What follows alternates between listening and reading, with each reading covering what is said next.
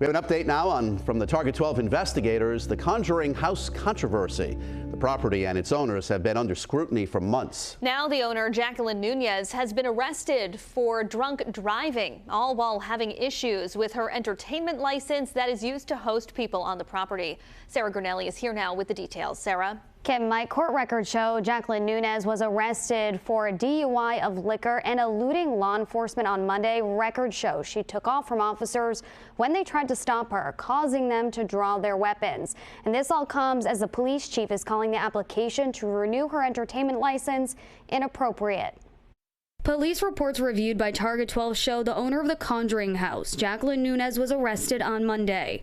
According to an arrest report, around 9 o'clock Monday night, 2 witnesses and police noticed a white Lexus driving erratically. Police say when an officer turned on his lights, Nunez drove off, at one point weaving into an oncoming travel lane, then crossing the double yellow lines on another road. Police say when she eventually stopped her car, the 2 officers drew their firearms. According to officers, when they approached, Nunez was mumbling and was not making coherent sentences. She repeatedly said she was the owner of the Conjuring house. Officers issued a series of field sobriety tests where she told officers, quote, "You're boring me." Documents show she was taken into custody and refused a breathalyzer test. This comes as the town clerk's office confirms Nunez has applied to renew the entertainment license for the Conjuring house, a place where people from all over the world visit hoping for paranormal activity.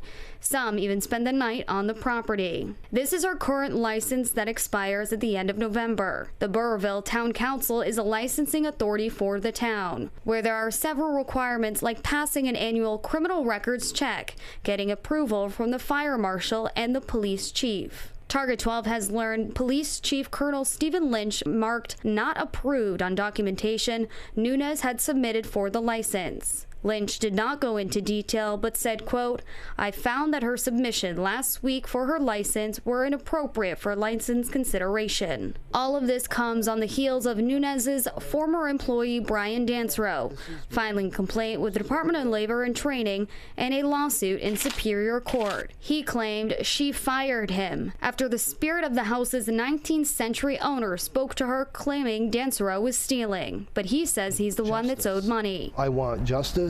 I want to be paid what's owed to me, and that goes from the $9,000 that she initially withheld from me and continues to do so.